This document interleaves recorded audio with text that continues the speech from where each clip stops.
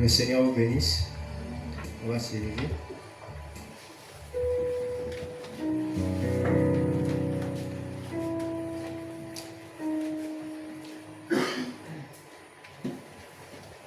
Et un autre ami. Oui.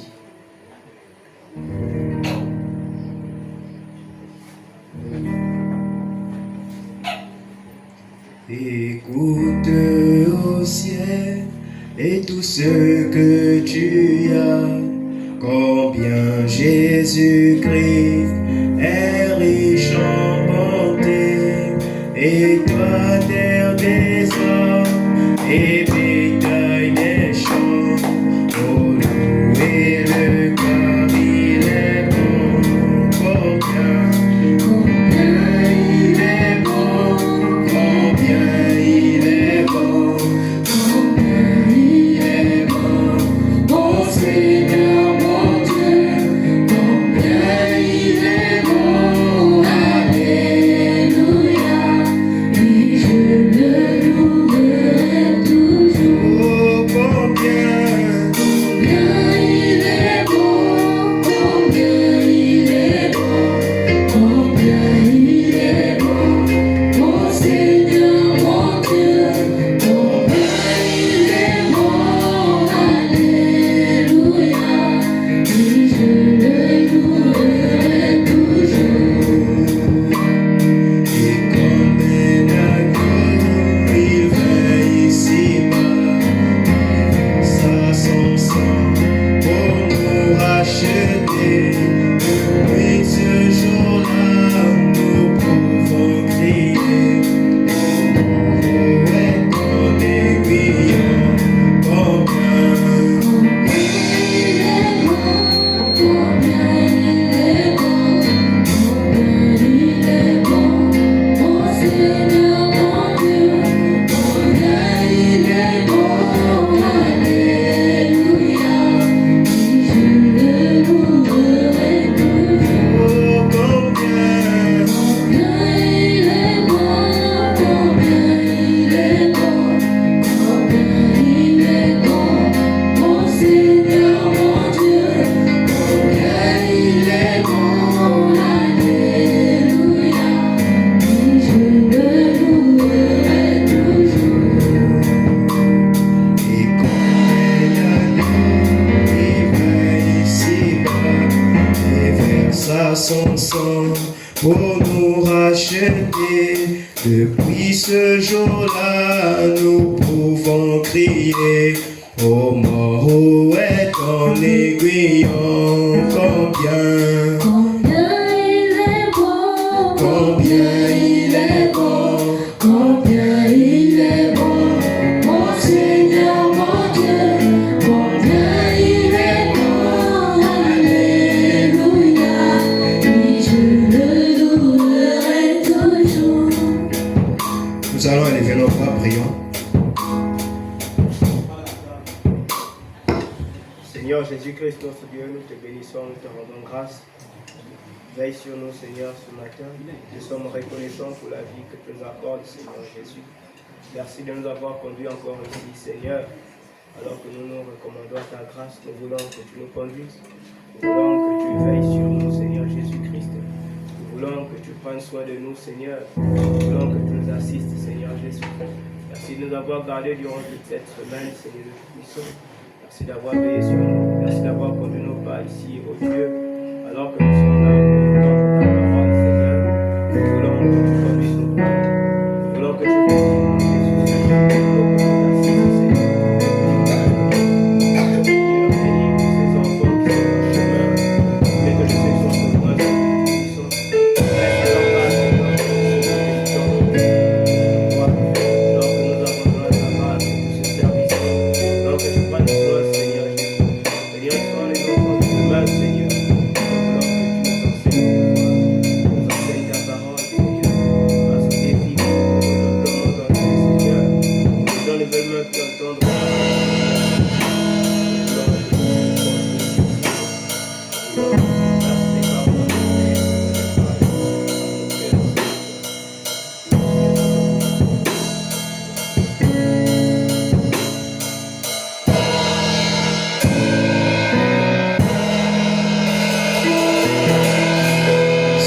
Jésus-Christ, notre Dieu, nous te bénissons, nous te rendons grâce.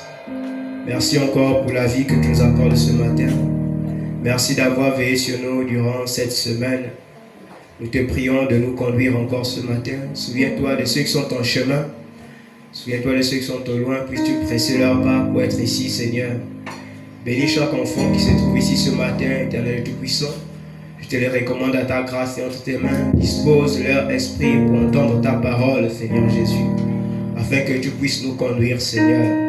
Veille sur chacun de nous, Seigneur. Que la gloire te revienne à toi, Jésus-Christ, ô Dieu.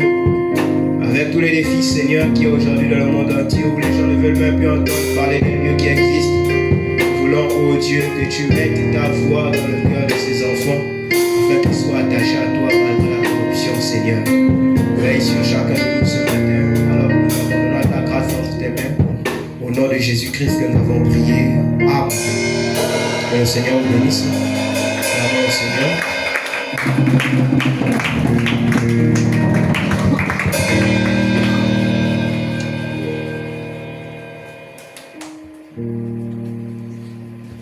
Nous allons chanter Écoute au ciel. Écoute au ciel et tout ce que tu as. Jésus-Christ est riche en bonté. Et toi, terre des hommes, et bétail des champs. Pour louer le car il est bon, combien. Il est bon, combien il est bon, combien il est bon, oh Seigneur, mon Dieu, combien il est bon, alléluia. Je me louerai toujours. Combien il est bon, combien il est bon, combien il est bon, oh Seigneur, mon Dieu, combien il est bon, alléluia. Je le louerai toujours. Emmène à nous, il fait ici-bas, et ça son sang pour nous racheter. Depuis ce jour-là, nous pouvons crier, oh, est dans les combien il est bon, combien il est bon, combien il est bon, oh Seigneur mon Dieu, combien il est bon, alléluia, et je le louerai toujours. Nous a crié pour la vie éternelle, nous avons péché et avons tout perdu, mais dans sa bonté, il se décida de nous ramener à la vie. Combien il est bon, combien il est bon, combien il est bon, oh Seigneur mon Dieu, combien il est bon, alléluia, et je le louerai toujours. Et comme une poule en tous ses poussins, Jésus nous entoure et prend soin de nous. Courage, il ne saura calmer, son puissance sécurité. Combien il est bon, combien il est bon, combien il est bon, oh Seigneur mon Dieu, combien il est bon, alléluia, et je le louerai toujours. Combien il est bon, combien il est bon, combien il est bon, oh Seigneur mon Dieu, combien il est bon, alléluia, et je le louerai toujours. Que le Seigneur nous bénisse. Pendant que nous sommes debout, nous allons prendre nos Bibles.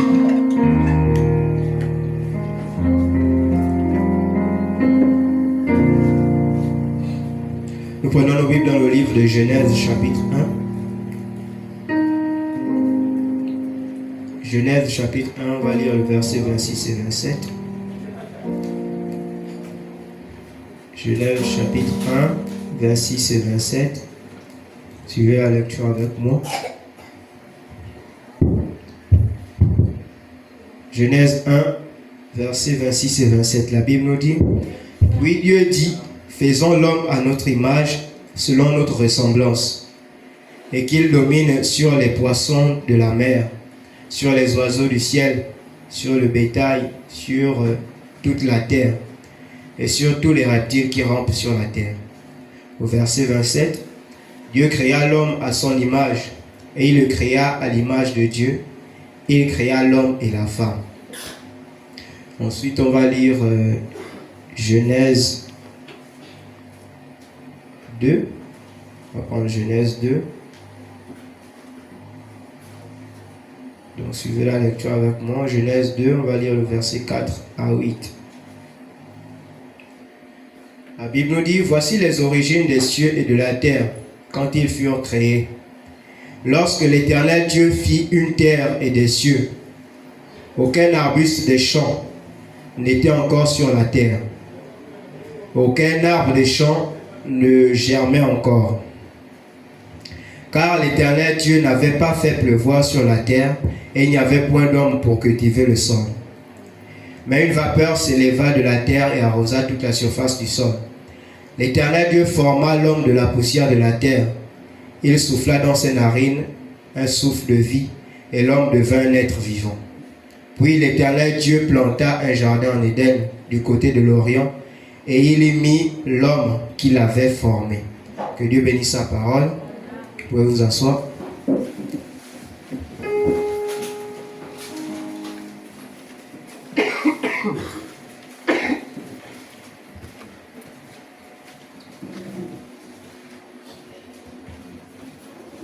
Je vais reprendre la lecture ici pour vous permettre de suivre.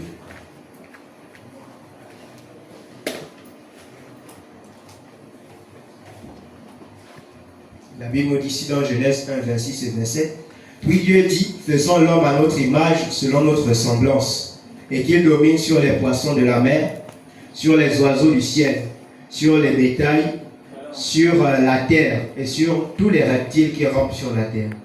Dieu créa l'homme à son image, et il le créa à l'image de Dieu. Il créa l'homme et la femme. Ensuite, dans Genèse 2, on nous dit: Voici les origines des cieux et de la terre qui furent créés. Lorsque l'Éternel Dieu fit une terre et des cieux, aucun arbuste des champs n'était encore sur la terre, et aucun arbre des champs ne germait encore, car l'Éternel Dieu n'avait pas fait pleuvoir sur la terre, et il n'y avait point d'homme pour cultiver le sol. Mais une vapeur s'éleva de la terre et arrosa toute la surface du sol. L'Éternel Dieu forma l'homme de la poussière de la terre, et il souffla dans ses narines un souffle de vie, et l'homme devint un être vivant. Puis l'Éternel Dieu planta un jardin en Éden, du côté de l'Orient, et il y mit l'homme qu'il avait formé. Donc notre thème qu'on va aborder peut-être pendant tout le mois, c'est l'homme. Amen. Donc on va étudier l'homme selon la Bible. Et notre sujet de ce matin, c'est la genèse de l'homme. Qui peut nous dire ce qu'il entend par genèse? Quand on parle de la genèse de l'homme, c'est quoi la genèse? Que veut dire genèse? Qui connaît ce que ça veut dire? Théa, dis-nous c'est quoi la genèse? Genèse veut dire quoi? Ça ne me connaît pas, lui.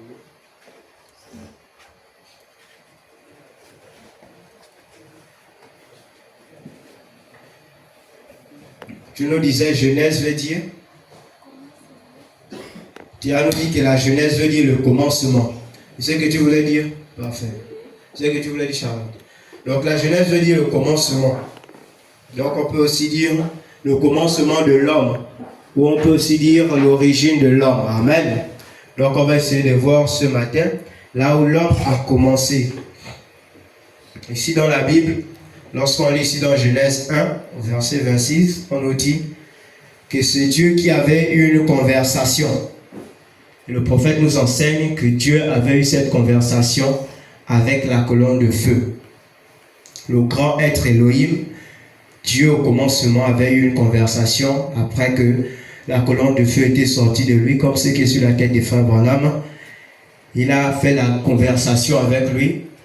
Après avoir créé tout ce qu'il a pu créer sur la terre, les arbres, les animaux, tout ce qu'il y avait, Dieu a dit, faisons l'homme à notre image. Faisons l'homme à notre image et à notre ressemblance. Pour qu'il domine sur les poissons, la mer et tout ce qu'il y avait sur la terre. Alors la conversation qu'il y a ici, on a donc deux personnes qui sont en train de faire leur conversation. Dieu et son fils, qui était la colonne de feu parce qu'il était sorti de lui. Lorsqu'il fait la conversation ici, il dit de faire quoi? Qu'on doit créer l'homme à son image. C'était ça le plan de Dieu. Donc l'image que l'homme dont il est question ici doit être, ou l'image ce à quoi l'homme ici doit ressembler, ce n'est pas peut-être une photo comme vous êtes ce matin-là. C'est un homme qui est fait à l'image de Dieu. Et la Bible nous enseigne que Dieu est esprit. Donc lorsque Dieu dit faisons l'homme à notre image et à notre ressemblance, comme il est en train de parler avec un autre homme qui est esprit, avec un autre être qui est esprit. Donc l'homme ici, dont il est en train de dire qu'on doit créer, c'est un homme esprit. Est-ce que vous suivez jusque-là? Quand Dieu dit faisons l'homme à notre image, à notre ressemblance, pourquoi est-ce qu'on voit le sujet là? Parce que aujourd'hui à l'école, on nous enseigne que lorsque l'homme a commencé, on va dire quoi à l'école lorsqu'on étudie le commencement de l'homme? Quelqu'un a entendu parler lorsqu'on parle des origines ou du commencement de l'homme? Oui, parfait. On t'a dit quoi à l'école?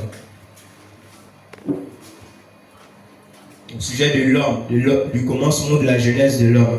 On m'a dit que l'homme descend du singe. On nous dit que l'homme était un descendant du singe. Quelqu'un a entendu ça à l'école? Voilà.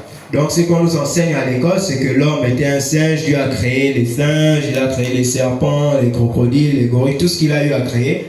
Que l'homme était un singe au départ. Comme on voit les singes en brousse, en forêt, dans les parcs. Donc on nous enseigne à l'école que c'est comme ça que l'homme était. Et ensuite, on nous dit qu'il a simplement évolué jusqu'à la forme qu'il a aujourd'hui, comme vous et moi. Vous suivez? Donc c'est ce qu'on nous enseigne à l'école. Que l'homme était un singe et qu'il a ensuite évolué. Alors ce que nous on veut voir ce matin, c'est de voir si ce qu'on nous dit à l'école, avec ce que la Bible nous enseigne, on va voir si c'est la même chose. Et nous on croit la parole de Dieu. On croit que la parole de Dieu, c'est ce qui est écrit dans la Bible. Amen. Donc on va essayer de voir ça. Est-ce que l'homme a évolué ou bien l'homme a été créé? Parce que quelque chose qui est créé reste comme ça. Il peut peut-être avoir des changements, mais à la base, il reste comme Dieu l'a créé.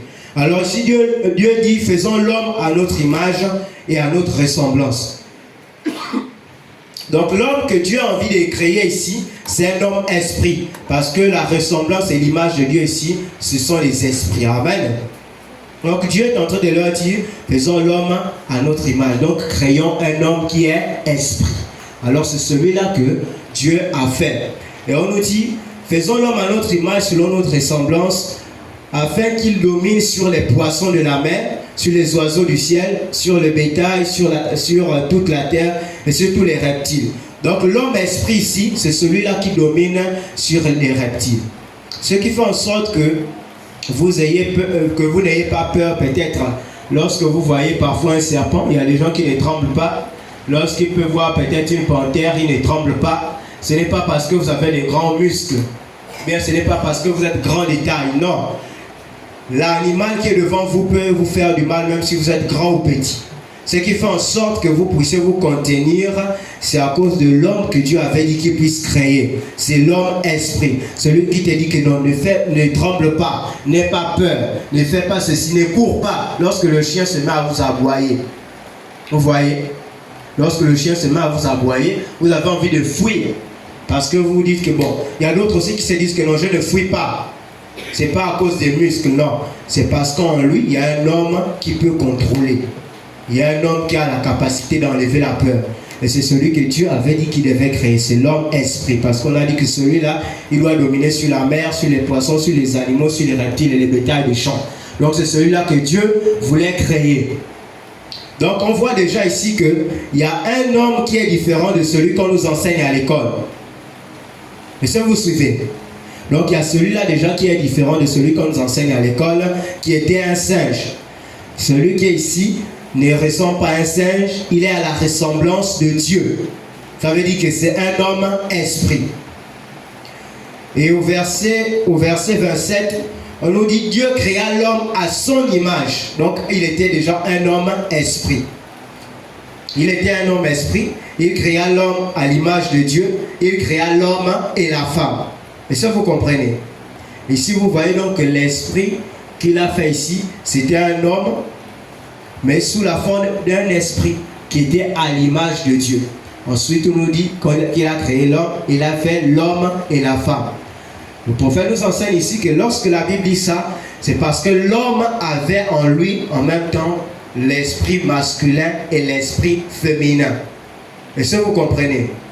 Ce n'était pas le corps, ce n'était pas la chair comme on vous voit ce matin, que l'autre a les longs cheveux, les garçons ont les cheveux coupés, qu'on pouvait savoir que ça c'est un homme, ça c'est une femme. Non, c'est un esprit. Il y avait un esprit féminin et un esprit, il y avait un esprit féminin et un esprit masculin. C'est ce que Dieu a créé à son image. Ils étaient esprits. Et ensuite, lorsqu'on part dans Genèse chapitre 2, on voit que Dieu fabrique un autre homme. Ici, la Bible nous dit qu'il a formé un autre homme de la poussière. Pourquoi? Parce qu'il avait vu qu'il n'y avait pas d'homme pour cultiver la terre.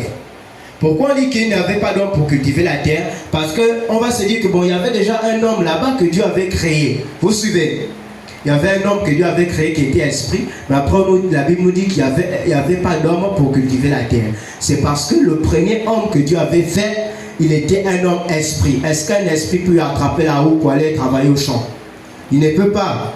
Est-ce qu'un esprit peut prendre les grains de maïs pour aller planter? Il ne peut pas. Il ne peut pas attraper ça. Vous suivez?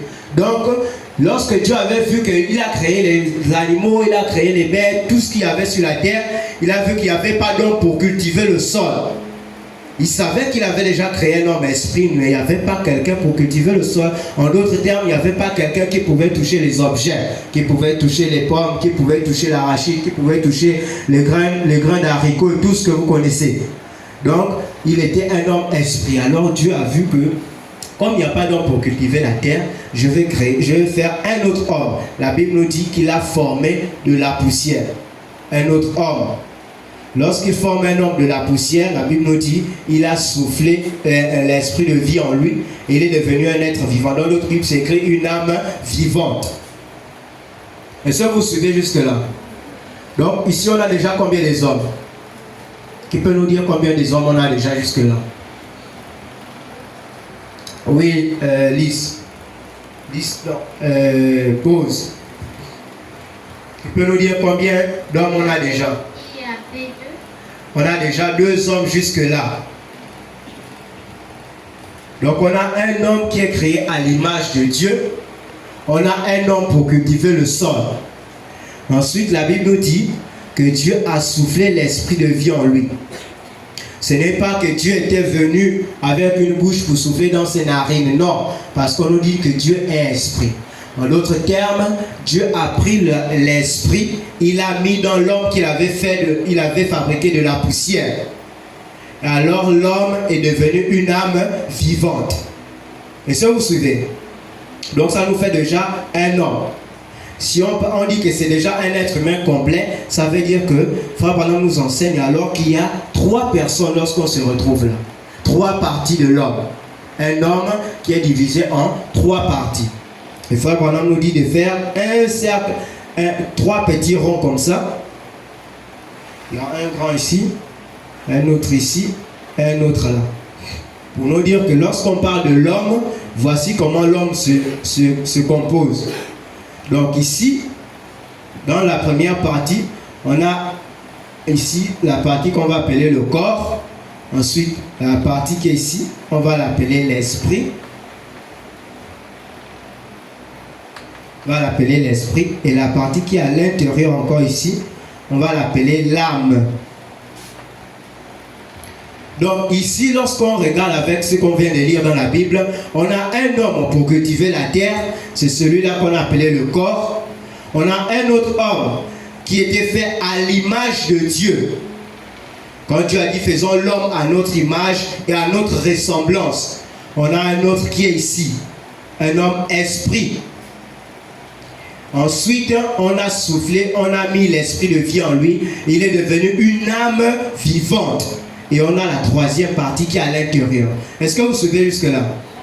Alors, lorsqu'on parle d'un homme complet ou un homme normal, il a ces trois parties-là. Il a un corps, il a un esprit et il a une âme. Est-ce que vous suivez? Donc, lorsqu'on vous regarde comme vous êtes, on peut bien voir que vous avez un corps. Et le corps, c'est ce que vous voyez. Lorsqu'on dit que le frère Asker est là devant vous, vous ne voyez pas un esprit. Vous ne voyez pas mon âme. Vous voyez un corps avec les habits, avec le micro à la main. C'est un corps que vous voyez devant lui. Et c'est la première partie. C'est celui-là qui peut cultiver le sol. C'est celui-là qui peut aller travailler. C'est celui-là qui peut attraper la housse. C'est celui qui peut attraper la machette. C'est lui qui peut attraper le stylo et écrire à l'école. C'est celui-là, l'homme qui était venu pour cultiver le sol. Celui que Dieu a dit, faisons l'homme à notre image et à notre ressemblance, ou la forme esprit. Ensuite, on a mis une âme vivante en lui. Alors, vous voyez qu'ici déjà, la différence qu'il y a entre nous et le singe qu'on nous a enseigné à l'école, c'est que le singe qui part en brousse, ou le singe qui est dans la forêt ou dans les parcs, n'a pas l'âme. Est-ce que vous suivez? Le singe qui est dans le parc, il n'a pas l'âme. Est-ce que vous comprenez? Il n'a pas d'âme. Donc il peut venir, si vous lui avez fait du mal, il vient, il vous fait du mal. Et il n'a aucun remords, il n'y a rien en lui. Vous comprenez? Chez les animaux, la partie qui est ici, là, comme l'esprit, on appelle ça l'instinct animal. Donc ça veut dire que s'il se sent en danger, il ne va pas réfléchir. Est-ce que si je pars sauter sur l'île, il ne va pas se blesser? Non, il n'a pas le temps de réfléchir. En lui, il y a un instinct de défense. Ça veut dire que s'il se sent en danger, il vient vous agresser. Ah, c'est l'animal. Est-ce que vous suivez? Donc pour les animaux, ils ont bien le corps et ils ont aussi une deuxième partie. On n'appelle pas ça l'esprit chez eux, on appelle ça l'instinct. Donc c'est ce qui fait en sorte que les animaux puissent se défendre. Vous allez remarquer par exemple ceux qui ont un chat ou bien un chien à la maison, vous avez l'impression qu'ils ont souvent des réactions comme les humains. Vous voyez, surtout le chien ou bien le chat. Vous voyez parfois ils réagissent comme les humains. Vous voyez le chat, parfois vous lui faites quelque chose, vous avez l'impression qu'il s'est fâché. Ou bien lorsque vous rentrez à la maison, le chien vient, il vous aboie, il est content, il tourne autour de vous. C'est un instinct, ce n'est pas un esprit. Donc c'est l'instinct animal. Est-ce que vous suivez? Alors la différence avec celui qui est ici et l'animal, c'est que l'animal n'a pas d'âme. Vous comprenez? Alors lorsqu'on voit donc ici, on comprend donc que l'homme qu'on nous enseigne à l'école, quand on nous dit qu'il a évolué, n'est pas juste. Parce que si nous on avait évolué, ça veut dire que tous les bébés qui naissent, ils devaient être comment? Ils devaient être d'abord des singes, après ils évoluent encore, n'est-ce pas? Est-ce que lorsqu'on plante un manguier, c'est d'abord un autre arbre, après il devient un manguier? Non. Lorsqu'on plante le noyau de mangue, c'est la mangue que ça va produire, ça ne va pas évoluer. Vous voyez? Parce que Dieu a créé la mangue. Lorsqu'on plante l'arachide, c'est l'arachide qu'on récolte lorsque la récolte arrive. Ça ne devient pas d'abord peut-être quoi, le cacahuète ou bien la mangue, après ça se transforme en arachide. Non. C'est quelque chose que Dieu a créé. Donc ce que Dieu a créé ne change pas. Vous voyez? Donc l'évolution, comme on nous dit à l'école que l'homme était un singe, après il a évolué, il a commencé à s'élever, un peu, après il est devenu un homme, un bipède sur ses deux pieds. Non, ce n'est pas ça. Amen. Ici on voit avec la Bible que Dieu a créé d'abord un homme esprit, qui était à sa ressemblance. Ensuite, il a fait un homme qui était capable de cultiver la terre, donc un corps. Ensuite, il a mélangé le tout pour faire une âme vivante. Et donc, on voit qu'il n'y a pas eu d'évolution. Vous comprenez? C'est quelque chose que Dieu a créé et Dieu l'a formé ainsi. Peut-être les autres espèces ont évolué, mais l'homme, Dieu l'a créé. Et comme l'homme était fait à l'image de Dieu, Dieu n'évolue pas. Est-ce que vous comprenez? Comme Dieu n'évolue pas et que l'homme a été fait à l'image de Dieu, alors l'homme aussi ne peut pas évoluer. L'homme n'évolue pas parce que celui qu'il a créé, celui de qui il est sorti, n'évolue pas. Il est de la même nature. C'est pourquoi donc la théorie qu'on nous enseigne à l'école n'est pas juste. Mais le frère, est-ce qu'on n'a pas dit d'aller faire des débats à l'école? Ou bien que pendant un devoir, vous devez écrire que l'homme n'a pas évolué ou que l'homme n'était pas un singe? Ce n'est pas ce qu'on a dit d'aller faire à l'école. Est-ce que vous suivez? Donc lorsque vous partez à l'école, si on vous a dit d'écrire que l'homme a évolué, on vous donne toutes les étapes. On vous donne toutes les étapes. Alors vous devez simplement écrire ce qu'ils vous ont donné à l'école. Mais vous savez que selon la parole de Dieu, Dieu a créé un homme esprit. Il a formé un homme de la poussière. Il les a mélangés. Il est devenu un être vivant. Donc une âme vivante. Il peut marcher, il peut parler, il peut entrer en contact avec les autres, il peut saluer, il peut toucher les autres. Est-ce que vous suivez jusque-là? Donc un homme, lorsqu'on parle de l'homme, tout ce que l'on va voir pendant notre étude, l'homme ici a un corps, un esprit et une âme. Donc il a 3 parties. Ensuite, on nous enseigne aussi à l'école que l'homme qu'ils ont fait évoluer pour le corps a 5 sens. Il a 5 sens. Qui peut nous donner? On enseigne ça en classe de 3e année. On nous enseigne que l'homme ici, que nous on a vu déjà, le premier qu'on a dessiné ici, le corps, on a vu qu'il a 5 sens qui lui permettent de voir les autres, qui lui permettent d'écouter le frère Aska ce matin, qui lui permettent de saluer les autres. Tu peux nous dire quels sont les sens de la première partie ici qu'on a appelé le corps?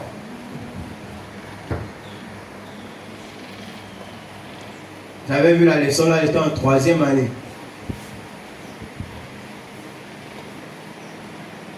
Qui peut nous dire les sens du corps? Il faut suivre ce qu'on est en train de faire parce qu'après on va étudier autre chose. Vous allez comprendre que même pour être un chrétien, il faut comprendre sa ramène. Il peut nous dire quels sont les sens de l'homme. Il peut nous citer un sens, le sens qu'il connaît. Comme billet Péniel. Là, si Péniel, la fille, elle n'est pas là. Qui est en 3e année ici? Qui a déjà dépassé la 3e année? Vous devez tous lever la main. Les enfants de l'école dimanche sont intelligents. On amène souvent vos notes. Vous devez lever la main. Qui peut nous donner l'essence de l'homme? Un sens qu'il connaît. Oui, béni Michel. Le toucher, la vue. Béni Michel nous dit que pour l'essence de l'homme, ici déjà, il a dit le toucher. Il a aussi dit la vue. Quoi encore? On nous enseigne à l'école primaire qu'il y a 5. Oui, Péniel. Les pieds et les mains. Les pieds et les mains, non. Si on dit les pieds et les mains, qui peut nous dire si on parle des pieds et les mains? On va mettre ça. Alors, si on met les pieds et les mains, c'est qu'on est ici encore au toucher. Oui, Charlotte.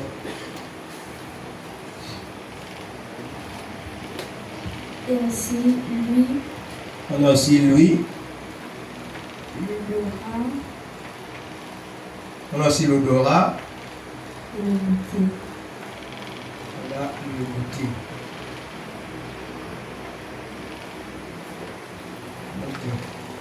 Donc on a bien 5.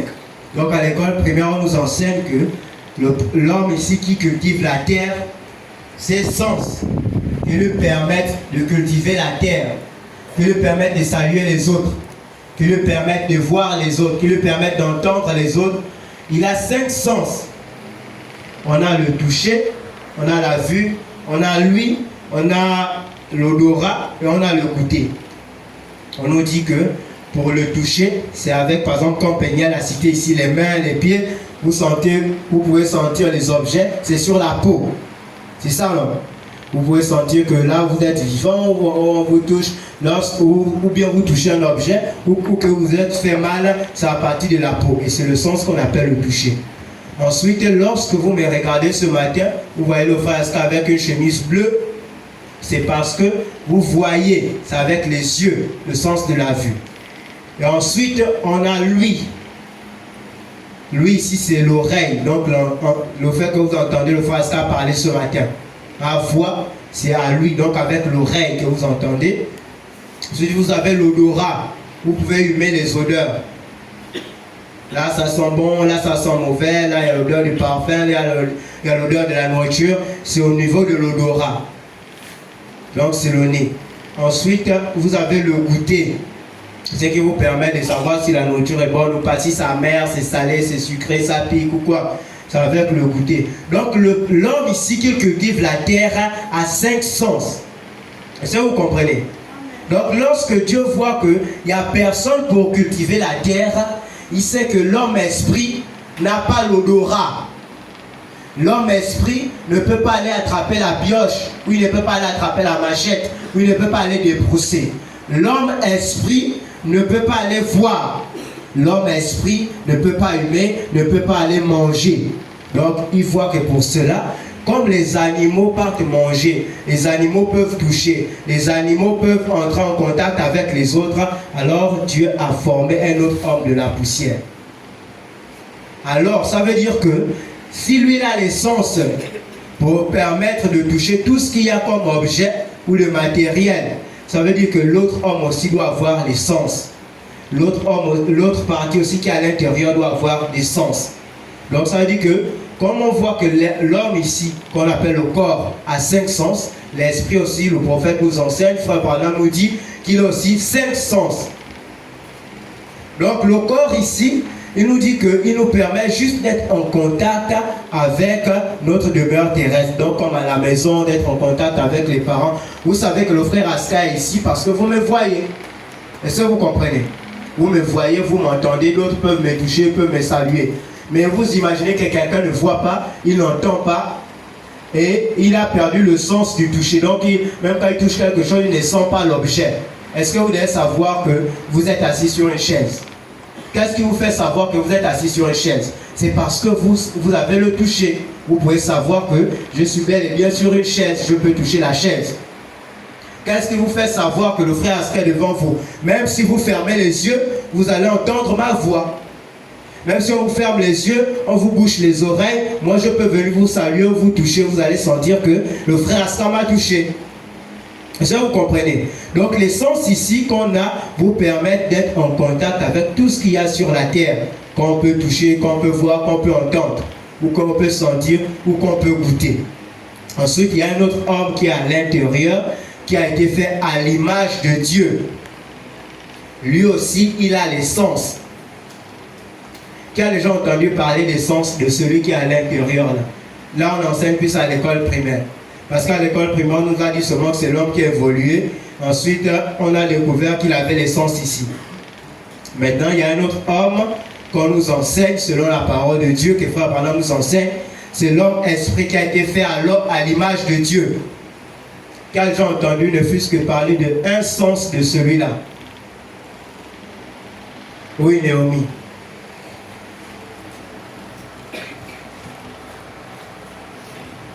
La pensée. La pensée.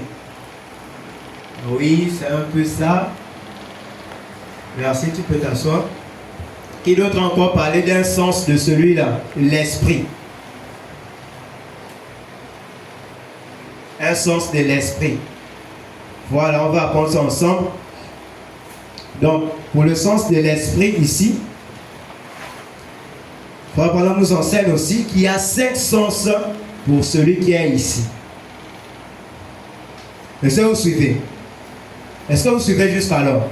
Donc, lorsqu'on parle de l'homme, la Bible nous dit qu'il y a un homme. À l'école aussi, on nous enseigne un autre homme. Mais nous, on pense que la parole de Dieu nous enseigne. Quand on est à l'école, on pense que l'école nous enseigne. Mais quand on croit la parole de Dieu, on prend l'homme que Dieu nous a enseigné. Alors, celui qui est ici, l'homme esprit, Frère Branham nous dit que lui aussi, il a 5 sens. Il y a un sens ici qu'on appelle les imaginations. Les imaginations, c'est un sens qui est ici.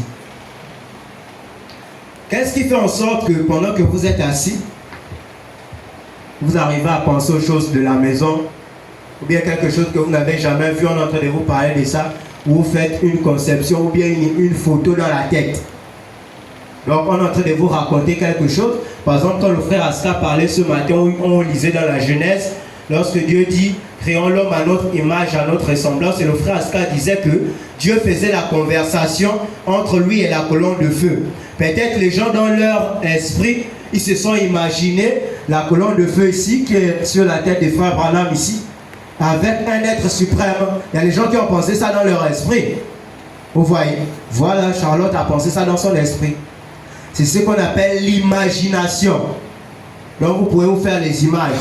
Lorsque vous entendez parler de quelque chose que vous n'avez peut-être jamais vu, vous pouvez vous faire une représentation. Vous pouvez vous faire une photo, une vidéo, une image dans votre esprit.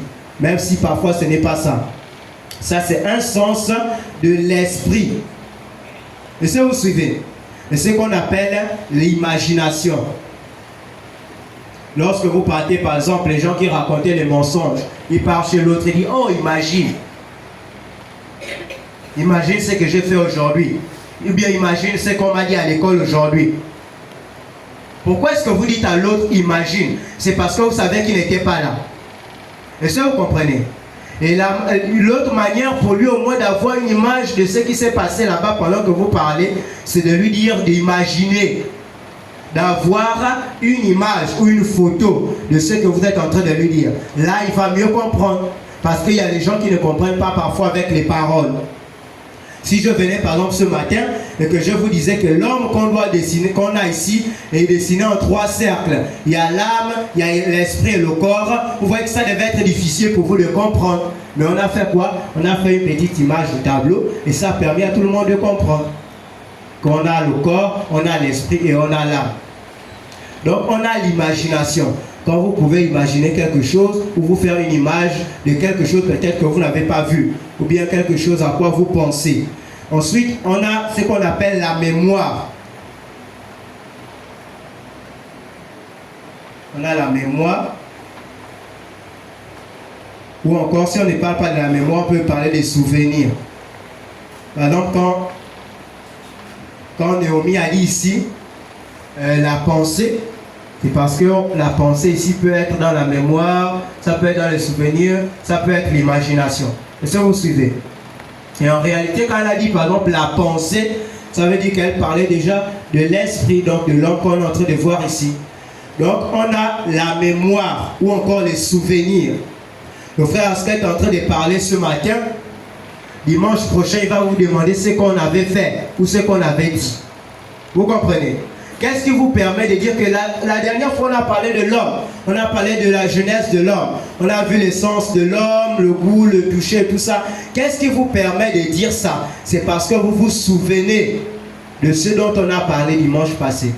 Et ça part dans la mémoire. Et donc tout ça, ça se trouve dans l'esprit. Est-ce que vous vous souvenez jusque-là? Ça se trouve dans l'esprit. C'est ce qu'on appelle encore les souvenirs. Lorsque vous étudiez vos leçons pour aller à l'école, ce qui vous permet de retenir vos leçons, c'est la mémoire ou encore les souvenirs. Donc vous voyez que quelqu'un qui n'a pas une bonne mémoire ou qui n'a plus de bons souvenirs, il peut étudier et lorsqu'il part au devoir, il perd tout. Pourquoi? Parce qu'il a des troubles de mémoire. Il n'a pas de bons souvenirs, il n'arrive pas à retenir correctement. Donc, l'homme esprit que Dieu a créé ici, il a mis un sens qu'on a appelé la mémoire. Ensuite, il y a un autre sens. Parce que frère Branham nous a dit qu'il y a 5. Il y a un autre sens qu'on appelle aussi la conscience. Il y a un autre qu'on appelle la conscience. Il y a un autre qu'on appelle ici la conscience. C'est ce qui fait en sorte que Et elle est mon ami, tu as quel âge? Oui, toi tu as quel âge? Quel âge? 12 ans. Eliakim, tu as quel âge? Tu as quel âge, Eliakim? Il a quel âge? 5 ans. Eliakim a 5 ans. Vous voyez, par exemple, je viens de poser la question à Eliakim, il a quel âge? Vous voyez qu'il a du mal à nous dire quel âge il a. Vous voyez? Lorsqu'on parle, par exemple, de la conscience, ça vient à un certain âge. C'est l'âge où vous pouvez savoir que là, ce que je fais est bien et ce que je fais, c'est mal. Et c'est pourquoi on vous envoie à l'école du dimanche. Parce qu'on sait qu'à un certain moment, vous devez atteindre l'âge de la conscience. Vous pouvez choisir de mentir ou de ne pas mentir. Vous pouvez choisir de voler ou de ne pas voler. Et ça, vous suivez. Donc, lorsqu'on parle de la conscience, ça veut dire que vous êtes déjà responsable de ce que vous faites. Si on te demande, mais pourquoi est-ce que tu allais insulter l'autre? Tu vas dire, non, si je l'ai insulté, c'est parce qu'il m'a fait telle chose. Vous comprenez? Mais pourquoi est-ce que tu n'agis pas comme les autres à l'école? C'est parce que vous avez un état conscient. D'autres ont atteint l'âge de la conscience. Donc vous voyez qu'un bébé, par exemple, ce sera difficile pour lui de lui dire de ne pas faire quelque chose. Vous voyez que les bébés, souvent, ils jouent avec le feu. Si vous mettez le feu devant lui, la bougie, il va vouloir aller attraper la bougie. Parce qu'il n'est pas conscient que le feu brûle. Est-ce que vous comprenez? Donc, il n'est pas conscient que le feu brûle. Si vous dites par exemple à un bébé que ne va pas prendre la nourriture sur la table, déjà il ne comprend pas ce que ça veut dire, il ne vous suit pas. Alors il ne pourra pas exécuter ce que vous avez dit parce qu'il n'est pas conscient. Et il y a d'autres qui rentrent souvent dans l'âge de la conscience très tôt. Ça veut dire que parfois même à 6 ans, 7 ans, 8 ans, ils savent déjà que ça c'est bien, ça c'est mal.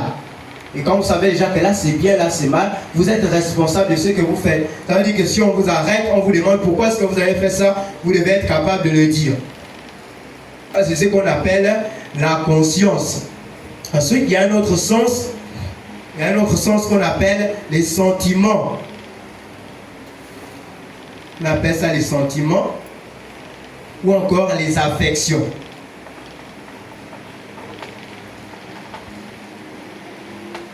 Qui peut nous citer un sentiment qu'il connaît? Oui, exaucé. Un sentiment. L'amour. Par exemple, l'amour. L'amour, c'est un sentiment. Le fait d'aimer quelqu'un, c'est un sentiment. Et c'est au niveau de l'esprit.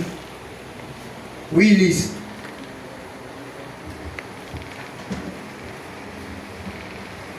Le sentiment de colère et de joie. Par exemple, les sentiments de colère et de joie. Donc, quand quelqu'un se fâche, c'est dans son esprit. Et le corps ne fait qu'exécuter ce que vous avez dans votre esprit. Donc, quand quelqu'un se fâche, il a encore la capacité de se contrôler. Mais quand ça déborde, alors son corps commence à agir. Donc, vous voyez que les trois parties qu'on a ici sont connectées. C'est pourquoi on parle de l'homme en un mot. Donc, il a l'âme, il a l'esprit, il a le corps. Vous avez la haine, il y a la jalousie, il y a l'amour, il y a la joie, il y a la paix. Tout ça, ce sont les sentiments. Donc, lorsqu'on parle ici des sentiments ou des affections, c'est de ça qu'il est question. Est-ce que vous comprenez? Donc, jusque-là, on a 5 sens. Ensuite, on a un dernier sens qu'on appelle le raisonnement. On appelle le raisonnement. Le raisonnement ici, c'est ce qui vous permet de faire beaucoup de discussions. Si tout de suite je demande 2 plus 2 est égal à combien? Celui qui ne connaît pas va dire peut-être 8. L'autre va dire 4. Après vous commencez à faire tout un bruit. Vous comprenez? Donc ce qui fait en sorte que vous pouvez dire que non, si moi je dis que c'est 2, c'est parce que c'est telle chose. Si moi je dis que c'est 8, c'est parce que c'est telle chose. C'est ce qu'on appelle le raisonnement. Et on nous enseigne ça à l'école. On te pose la question, 2 plus 2 est égal à combien? 4. Après on te dit justifie ta réponse.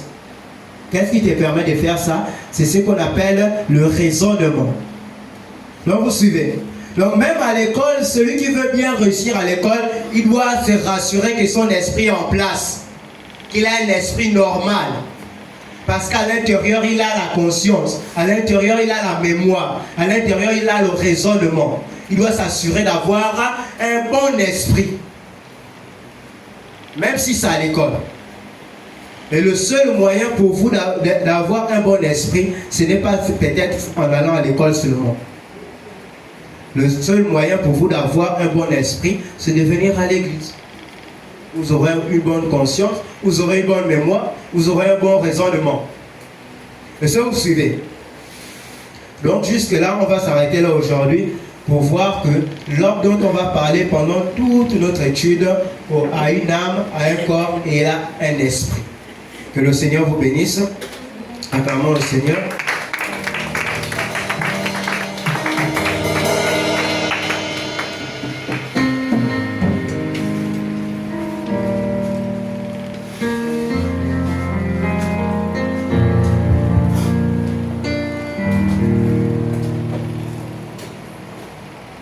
On va prier.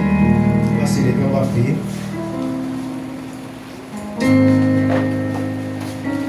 Seigneur Jésus-Christ, nous te bénissons et te rendons grâce. Merci encore pour ces moments, Dieu. Nous te recommandons tout ce qui a été dit, Seigneur Jésus. Nous voulons que tu conduises ces enfants, Seigneur, dans la lumière de ta parole, dans la vérité, Seigneur. Tu as dit que l'homme ne se nourrira pas de pain seulement, mais de toute parole qui sort de la bouche de Dieu. C'est pourquoi tu nous as montré, Seigneur, il n'y a pas que l'homme de la chair qui va manger, Seigneur. Il y a également celui qui a été fait à ton image, ô Dieu. Alors que je te recommande ces enfants entre tes mains, mets sur chacun d'eux, Seigneur, et ce qui a été dit. Et laisse qu'ils puissent être conscients de ta parole. Laisse qu'ils puissent aimer ta parole, Seigneur Jésus.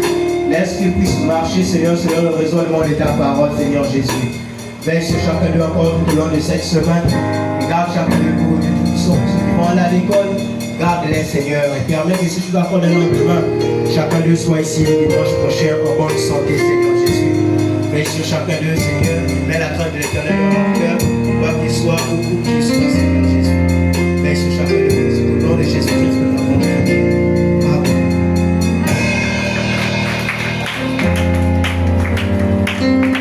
On va appeler le chant.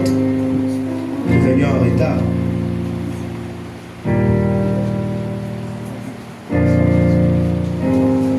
Sorti. Seigneur, voici tes enfants qui sont venus. C'est belle. Seigneur, voici quelques enfants qui sont venus. Bénis-les.